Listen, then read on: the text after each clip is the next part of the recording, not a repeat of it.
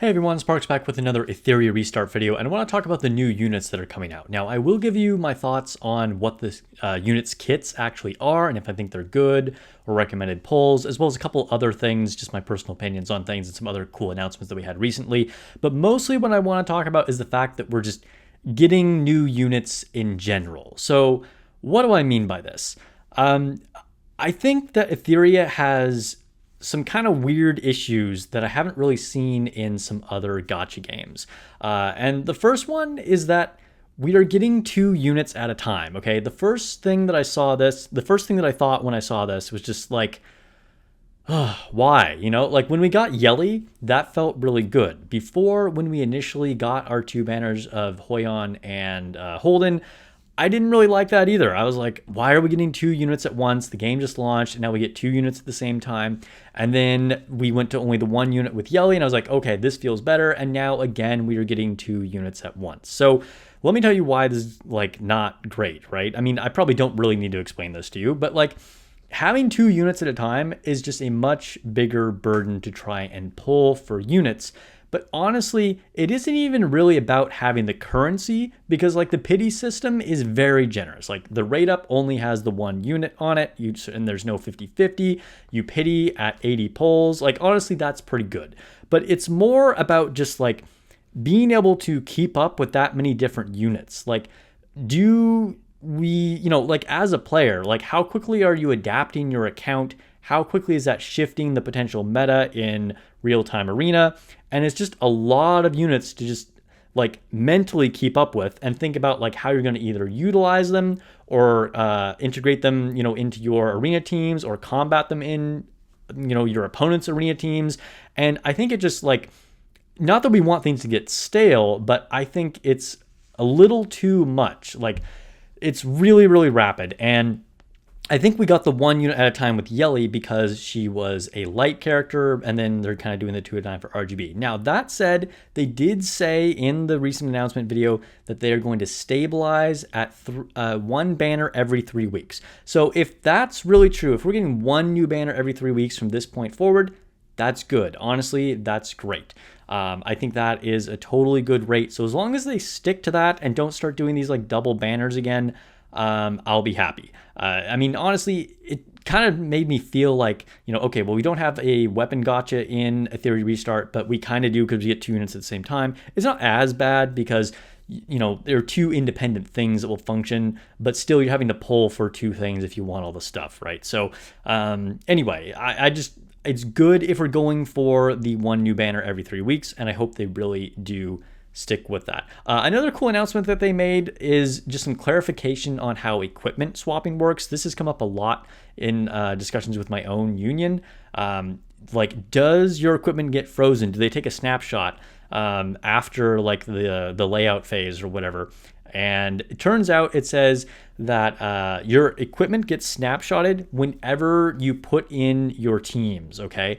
So it's not like based on phases of the United Front event. It's based on whatever you have on those units. When you set your team on the base, then that is snapshotted.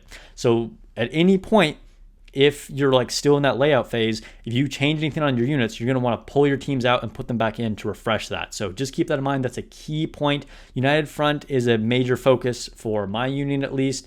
And if you're in a competitive union, you're going to want to make sure you know how that works. Okay, so now let's get back to our 2 new units. And again, I'll go over their kits here in just a second. But do their kits matter at all? Okay, should we even be excited about these units? Let's just pretend they're like really, really good units and like not even look at what their kit does specifically. Do you have the perfect lattices to actually build these units? I'd be surprised if almost any of you guys do. Even if you're a whale, okay? There are only so many perfect lattices as you can get. And so it's like, do you want to pull for any of these new units? It's like, well, did you pull for Yelly? Did you finish building her? Were you even able to max out her skill 2, which is the most important thing, much less like her skill 3 or skill 1, which you also want to try and build eventually for her. Okay, did you not pull for Yelly? Did you even finish building Holden or Hoyon? Or before that, Messiah and Freya? Or, how many day 1 units do you have that are actually completed that you feel like, okay, I can compete at a high level in real-time arena, or I'm able to clear my Inferno content because I have these units built as much as I want them built. I'd be interested, seriously. Let me know in the comments below. How many of you feel like you have like at least 5 units that are like to a point where you never plan to put any more perfect lattices in them? And you need more units than that. So I don't know. I'd be curious like how many people have actually finished any recent polls, particularly on the last banners like Yelly, Hoyon, or Holden. Because if you haven't, do you want to pull for these units? Can you build them? Because yes, it's cool to get a new unit and you can think, all right, I have this unit in reserve, so now I can just like build them in the future, right? But you're still just like waiting around because honestly, it doesn't matter how many units you have if you have no investment in them. Now, to a certain degree, that's not true because you do kind of want to have a wide roster in this game more than a lot of other games, and eventually you can start to build them, and some units function well without having a lot of investment. But really, eventually you're going to want to build the units. And so if you still have, I keep like coming back to Yelly, but you could say this about any unit. You could have your Yelly that you pulled and you're like, okay, I still need like 3 more perfect lattice to get her built up. And then you pull one of these new units. It's like, okay, well now are you going to like put new lattices into that unit and just like forget Yelly? I mean, then you have a bunch of units that aren't functioning optimally. So I think it's a problem. And it's a problem not only because, players aren't, feeling that they can build the units, but it's a problem even from the devs' point of view, because again, there's only so many perfect lattices that you can buy, and we wouldn't want whales to be able to have like a huge advantage by just being able to buy tons of perfect lattices, right? That would be imbalanced too. But the fact that it's not really serving the devs by making money from whales because they can't buy that many perfect lattices, and the low spenders of free-to-play players also don't have enough lattices to build the units, is like, who is wanting to actually pull units? It's making people less incentivized to pull the new units if they cannot build them.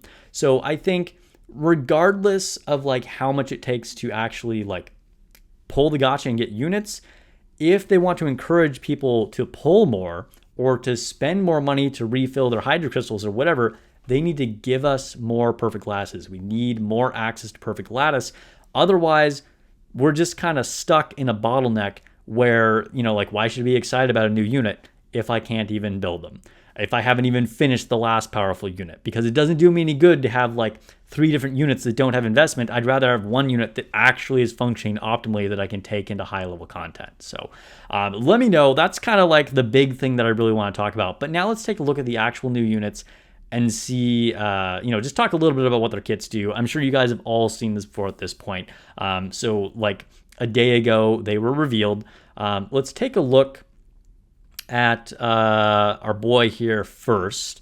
And we'll take a look at his ultimate, and then we'll do skill 2 and then skill 3. I kind of always want to start with the ultimate because that's kind of the main centerpiece of the unit, right? So it says Nahor deals 300% damage to all enemies with a 70% chance to inflict a 2-turn defense down and a 50% chance to inflict a 1-turn freeze. This is a really OP move. This is really, really strong. I mean, you're going to nuke their defense by 60% and they might get frozen. These are 2 very, very good skills.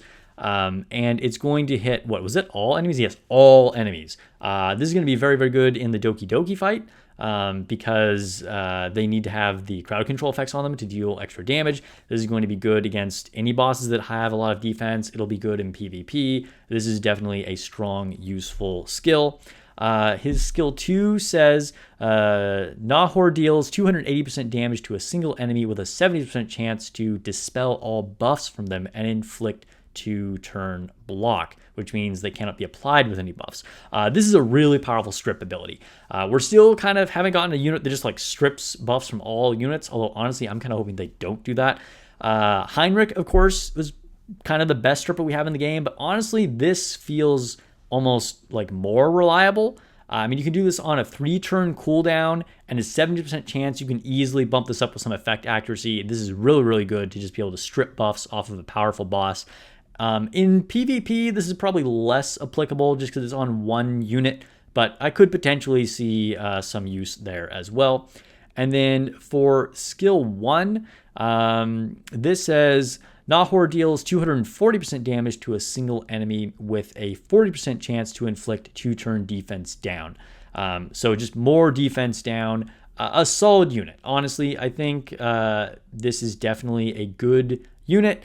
It kind of depends on, like if you just pulled Yelly, you have like a defense nuker right there. Or if you have like Kraken built or Mio or whatever, you have someone who can freeze. But it just kind of depends what you're working with. But I definitely think Nahor is a very strong unit for sure. Okay, so now let's take a look at Fu Cho's skills. And again, I'm going to start with her skill 3, or her ultimate as they call it, and we'll work our way down. So she also looks very, very useful. It says that Fu Cho applies a 2-turn shield equal to 24% of her max HP to all allies, and applies a 2-turn Moonlight Veil to herself, and applies a 2-turn speed up to other allies. So speed up to other allies by 30% is definitely useful to all other allies. And of course, the shield is also going to be good. And the really important thing here is that it's of her max HP, meaning that you can build her for like a high HP stat, and then it's going to give them a really buff shield as opposed to working off of whatever those units' HP is.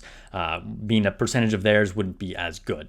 And Moonlight Veil says that at the end of their turn, after being attacked, increase their turn meter by 12% and heals 8% of max HP, triggers only 1 time per turn. Fu Cho triggers Moonlit Veil, her turn meter will not be increased. So other units will be increased. Kind of a weird little buff.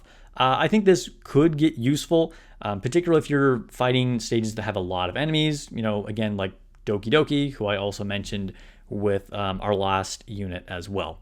And then her turn 2 says Fu Cho deals 3 hits of damage equal to 10% of her max HP to a single enemy. Each hit triggers Moonlit Veil 1 time for an ally with the lowest HP percentage. So it's going to like assist that unit that is struggling a little bit. They're going to get a trigger of Moonlit Veil. This is only every 3 turns though. If this was on her standard, that would be really good, but still a decent skill. And then her skill 1 says that Fu Cho deals 240% damage to a single enemy and increases 2 random allies' turn meter by 10%. That's pretty good. And then Barricade, each time an enemy ends their turn, if Fu Cho does not have Moonlit Veil, increase her turn meter by 8%. So she's kind of getting the 8% when she doesn't have Moonlit Veil, whereas other units get it if they do have Moonlit Veil. And if she already has Moonlit Veil, reduces her turn meter by 8%. So if she's using her skill 1, I guess she's getting the 8% reduction either way. Anyway, a solid unit. I'm not sure she's like super useful. I mean, I don't know. I think, again, it kind of depends on what units you're working with. Like having a shield and turn meter increase is definitely strong, but we have a lot of units that can do one or the other of these things. I don't need to sit here and tell you that Lily is good, but like if you have Lily, you can increase your speed and your turn meter with her. Of course, you have a lot of other ones, like whether it's Doki Doki or Chiaki or whatever. You have many ways of doing this. I think she's solid, but honestly, I think I would lean towards our boy here, and he might be like my preferred unit. But again, I mean, even if I think Nahor is strong, like I don't know if I see myself pulling for either of these units because I'm still trying to finish up some other units that I'm already invested in. And there are so many strong units that you can work with in this game. But let me know your thoughts. Anyway, this has turned into a little bit longer of a video, but I feel like this is kind of like a really important thing about the game where like perfect lattices are a big bottleneck, not just for time getting your progression and not, splitting the difference between like free to play and whales, just for anybody getting excited to pull a new unit. If you don't have perfect lattices, it just doesn't matter. So let me know your thoughts below. Link in the description below to my Discord if you want to join my community. Also link to another video that you'll find interesting there about Etheria Restart. And I will catch you guys in the next video or stream.